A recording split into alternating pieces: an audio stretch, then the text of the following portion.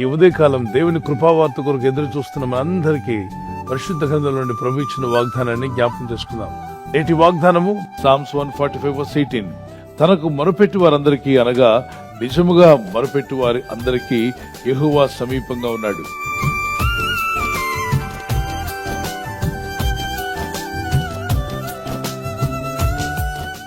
చంటి బిడ్డ ఎవరు సమీపంగా ఉండాలని ఆశపడుతుంది? తల్లి. చిన్న కుమారుడు గాని చిన్న కుమార్తె గాని ఎవరికి సమీపంగా ఉండాలని ఆశపడతారు? ఎవరు సమీపంగా ఎప్పుడు వారితో ఉండాలని ఆశిస్తారు? తల్లికి. అందుకే చిన్నతనంలో ఇద్దరు బాబులు అనుకోండి, అమ్మ నాకు సొంతం, అమ్మ నాకు సొంతం అంటారు. అవునా కదా? Yes or no? పెద్దవాడు అమ్మ నాకు సొంతం అంటే చిన్నవాడు వచ్చి వాడు చేయి తీసేసి అమ్మ మీద వాడు చేయి వేసి అమ్మ నాకు సొంతం అంటాడు. అవునా? వాళ్ళిద్దరు ఎదిగిన తర్వాత అమ్మ నీకు సొంతం, మీ ఇంట్లో ఉంచుకోరా అని చెప్పి అంటాడు. మీరంటే లేదు నీకు సొంతం, ఇంటికి వచ్చాడు. చిన్నతనంలో పసితనంలో అమ్మ నాకు సొంతం, అమ్మ నా సొంతం అవ్వాలి, ఎప్పుడు అమ్మ నాకు సమీపంగా ఉండాలి అని ఆశించిన వాళ్ళు ఎదిగిన తర్వాత అమ్మ నాకు అక్కర్లేదు అని చెప్తున్నారు. అంటే వీళ్ళ మనసులు మారిపోయాయి. ఇక్కడ తల్లి ప్రేమ చంటి బిడ్డ ఎలా ఆశిస్తుందో దేవుని సన్నిధిని నీ ఆత్మలా ఆశించాలి. నీ ఆత్మలో అటువంటి దాహం కలిగి ఉండాలి. దేవుడు ఎవరికి సమీపంగా ఉంటాడంటే ఆయన సన్నిధిని ప్రేమించేవారు గాను, ఆయన సన్నిధిని కోరుకునేవారు గాను, దేవుడు నాకు సమీపంగా ఉండాలి అనే ఆలోచన, ఆ మంట, ఆ దాహము, ఇంకా చెప్పాలంటే ఆకలి కలిగిన వాడికి దేవుడు సమీపంగా ఉంటాడు. అందుకే వాళ్ళు నిజంగా మొరపెడతారు. నిజంగా మొరపెట్టగలిగిన వారికి ప్రభు సమీపంగా వస్తాయంట. మీరు ఫిలిప్పీ 4:5-6 వచనాల్లో కూడా ప్రభు మీకు సమీపంగా ఉన్నాడు అంటాడు. ఫిలిప్పీ 4:5-6 వచనాల్లో మీ సహనమును సకల జనులకు తెలియబడనీయుడి. ప్రభువు సమీపముగా ఉన్నాడు. ప్రభు ఎలా ఉన్నాడట? సమీపంగా ఉన్నాడు. ప్రభు మనకు సమీపంగా ఉన్నాడు. ఎప్పుడు ఎవరికి సమీపంగా ఉంటాడు? సహనము సకల జనులకు తెలియబడనీయుడి. దేవుని కొరకు సహనంగా ఉంటావే. ఎన్ని బాధలున్నా, ఎన్ని కష్టాలు వచ్చినా, ఎస్ తప్పక నేను జయిస్తాను, ఈరోజు కాకపోతే రేపైనా జయిస్తానని ఆ సహనం ఉన్న వారికి దేవుడు సమీపంగా ఉంటాడు. రాసుకోండి. మొదటిగా ఎవరికి సమీపంగా ఉంటాడంటే నిజంగా మొరపెట్టి వారికి ఆయన ఎలా ఉంటాడంట? సమీపంగా ఉంటాడు. 75వ కీర్తన 1వ వచనం, దేవా మేము నీ కృతజ్ఞతాస్తుతులు చెల్లించుచున్నాము, నీవు సమీపంగా ఉన్నావని కృతజ్ఞతాస్తుతులు చెల్లించుచున్నాము, నరులు నీ ఆశ్చర్య కార్యములను వివరించుదురు. మూడవదిగా ఎవరికి దేవుడు సమీపంగా ఉంటాడంటే కృతజ్ఞతాస్తుతులు చెల్లించే వారికి ప్రభు సమీపంగా ఉంటాడు. కీర్తన 75:5 వచనంలో. సో నిజముగా మొరపెట్టు వారికి ఆయన సమీపంగా ఉన్నాడు. 145వ కీర్తన 18వ వచనం, సహనముతో ఉండి దేవుని వెంబడిస్తున్న వారికి ప్రభు సమీపంగా ఉన్నాడు. ఫిలిప్పీ 4:5 వచనం. అలాగే కృతజ్ఞతాస్తుతులు చెల్లిస్తూ దేవుని ఘనపరుస్తున్న వారికి ఆయన సమీపంగా ఉన్నాడు. Shall we sing and glorify God? సమీపించరాని తేజస్సులో నీవు వసించువాడవైనా, మా సమీపమునకు దిగి వచ్చినావు, నీ ప్రేమ వర్ణింపతరమా. నా సమీపమునకు దిగి వచ్చినావు, నీ ప్రేమ వర్ణింపతరమా. యేసయ్యా నీ ప్రేమెంతో బలమైనది, యేసయ్యా నీ కృప ఎంతో విలువైనది, యేసయ్యా నీ ప్రేమెంతో బలమైనది, యేసయ్యా నీ కృప ఎంతో విలువైనది. సమీపించరాని తేజస్సులో నీవు వసించువాడవైనా, మా సమీపమునకు దిగి వచ్చినావు, నీ ప్రేమ వర్ణింపతరమా. మా సమీపమునకు దిగి వచ్చినావు, నీ ప్రేమ వర్ణింపతరమా.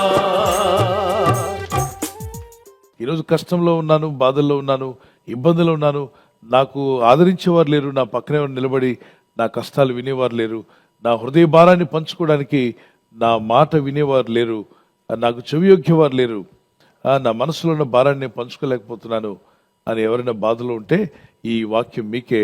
ప్రభు నీకు సమీపంగా ఉన్నాడు. ఆయన నీ భారాన్ని వింటాడు, నీ మనసులో ఉన్న వేదనలన్నీ కూడా వింటాడు. ఆయనతో పంచుకో, ఆయన సన్నిధిలో మొరపెట్టు, ప్రభు నా పరిస్థితి ఇలా ఉందని. ఎవరు ఆవిడ ఒంటరిగా వెళ్ళి మందిరంలో ప్రార్థన చేసింది?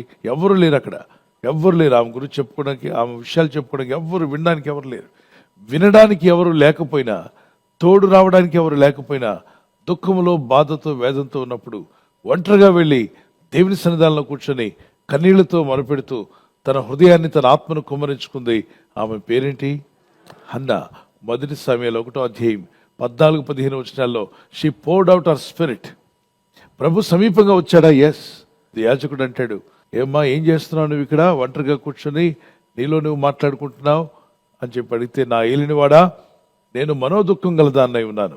అత్యంత కోప కారణమును బట్టి బహుగా నిట్టూర్పులు విడిచాను. నీ మీద నీకు కోపం వస్తుందా? నా బ్రతుకు ఎందుకు ఇలా ఉంది, నా కుటుంబం ఎందుకు ఇలా ఉంది, నా పరిస్థితులు ఎందుకు ఇలా ఉన్నాయి, నేను ఎందుకు అలా చదవలేదు, నేను ఎందుకు అలా సంపాదించలేదు, నేను అప్పుడు సరైన డిసిషన్ ఎందుకు తీసుకోలేదు, తప్పుడు నిర్ణయాలు ఎందుకు తీసుకున్నాను, వారి మాట అసలు ఎందుకు విన్నాను, ఇలా ఎందుకు ప్రవర్తించాను అని నీ మీద నీకు ఎప్పుడైనా కోపం వస్తే నువ్వు చేయవలసింది ఏంటో తెలుసా? ఆయన సన్నిధి సమీపించేలాగా, ఆ దేవుడు నీకు సమీపించేలాగా నువ్వు చెయ్యి, ప్రార్థించు. నిట్టూర్పులు విడుస్తూ ప్రార్థించిందట. మీకు అత్యంత కోపం వస్తే మీరేం చేస్తారు? హన్నాకు కోపం వస్తే దేవుని సన్నిధికి వెళ్ళింది. కోపం ఇంకా ఎక్కువైతే ఎక్కువసేపు ప్రార్థన చేసింది. ఇలాంటి కోపం కలిగి ఉండండి, ఈ కోపం మీకు మేలు చేస్తుంది. మీ మీద మీకు కోపం వచ్చినా, ఇంటి వారి మీద కోపం వచ్చినా, మీ ఉద్యోగులు ఎవరి మీద మీకు కోపం వచ్చినా, ఇదిగోండి హన్నా లాంటి కోపం అయితే ఆమె కోపం వస్తే ప్రార్థన చేస్తుంది. సో దేవా, నీతో చెప్పుకున్నాను, నాకు సమీపంగా ఉన్నావని ప్రార్థిస్తున్నాను. ప్రార్థించినప్పుడు ఏమని ప్రార్థించాలి? నిజంగానే మొరపెడుతున్నా అన్న వ్యక్తి ఏమని అనుకోవాలి? ప్రభు నాకు సమీపంగా ఉన్నాడు. ప్రార్థన చేసుకున్నాను, ఈ వాగ్దానం నా పట్ల నెరవేర్చుదేవా, నాకు సమీపంగా ఉంటాను తండ్రి, ఇదిగో నాకు సమీపస్తుడిగా ఉండి నన్ను నడిపించండి. బిడ్డకు తల్లి సమీపంగా ఉంటే ఎంత మేలు కలుగుతుందో, ఆ తల్లి తన బిడ్డ విషయంలో ఎంత శ్రద్ధ వహిస్తుందో, నాకు సమీపంగా ఉన్న దేవా, నా పట్ల మీరు శ్రద్ధ కలిగి ఉన్నారు. Father, if you come close to me, all my needs will be met. ప్రభువా, నీవు సమీపముగా వస్తే నా అవసరతలన్నీ తీర్చబడతాయి. Lord, if you stand with me, I can overcome anything in my life. ప్రభువా, నీవు నాకు తోడుగా నిలబడితే నా జీవితంలో ఏ సమస్యనైనా నేను Father, if your presence come with me, I will have victory, Lord my God. నీ సన్నిధి నాకు తోడుగా వచ్చి నీవు సమీపముగా ఉంటే ప్రభువా, నేను విజయం పొందుకుంటాను తండ్రి. Spirit of God, come close to us, Lord. పరిశుద్ధాత్మ దేవా, మాకు సమీపముగా రమ్ము నాయనా. We want your presence, Master. తండ్రి, నీ సన్నిధి మాకు కావాలి ప్రభువా. We want your help, O God. నీ సహాయం మాకు కావాలి తండ్రి. ఈ ప్రజలు చేస్తున్న ప్రయత్నాలు ఫలింపజేయండి. ఈ రోజు ప్రార్థించి ప్రయత్నించబోతున్న శంకుస్థాపన అయిన, గృహప్రవేశమైన, ఒక బిజినెస్ ప్రారంభిస్తున్నా, ఉద్యోగ ప్రారంభానికి వెళ్తున్నా, ఒక మంచి కార్యక్రమాన్ని ప్రారంభిస్తుండగా, నేను వారి బిడ్డల వివాహం కొరకు ప్రయత్నాలు చేస్తుండగా, వారు చేస్తున్న ప్రయత్నాలు ఫలించలాగున మీ దూతలకు ఆజ్ఞాపించండి. మీరు ఆజ్ఞాపిస్తే కార్యాలు జరుగుతానైనా. ప్రభు, ఎవరైతే అనారోగ్యం, బలహీనత అనే అంధకారంలో వారి జీవితం ఉన్నదో అటువంటి వ్యాధి రోగాలను వెళ్ళగొట్టి ఈ వెలుగును ఉదయింపచేసి, నీ గాయపడిన హస్తంతో వారి క్రిటికల్ సిచ్యువేషన్ నుండి, వ్యాధి రోగముల నుండి, రోగ పడకల నుండి వారిని లేవనెత్తి స్వస్థపరిచి నీ సాక్షిగా వారిని వాడుకోనైనా. ప్రయాణం చేసి బయటికి వెళ్తున్న వారు మళ్ళీ తిరిగి క్షేమంగా ఇళ్లకు వచ్చేందుకు సాయం దయచేయండి. మా ప్రయాణాల్లో నీ కాపుదలు ఇవ్వండి. ఎటువంటి యాక్సిడెంట్స్ కానీ, ప్రమాదాలు కానీ గురి కాకుండా నీ కాపుదలు యేసు నామములో ప్రతి ఒక్కరికి కలుగునుగాక. ప్రభా, ఈ వాగ్దానం పట్టుకుని ప్రార్థిస్తున్నటువంటి ఆత్మీయులందరినీ కూడా మీ కుమార్తెలను దర్శించి వారి కుటుంబాలను తాకండి, వారి పిల్లలను దర్శించండి. యేసుక్రీస్తు వారి పరిశుద్ధ నామములో అడిగి వేడుకుంటున్నాను నా పరలోకపు తండ్రి. ఆమేన్, ఆమేన్.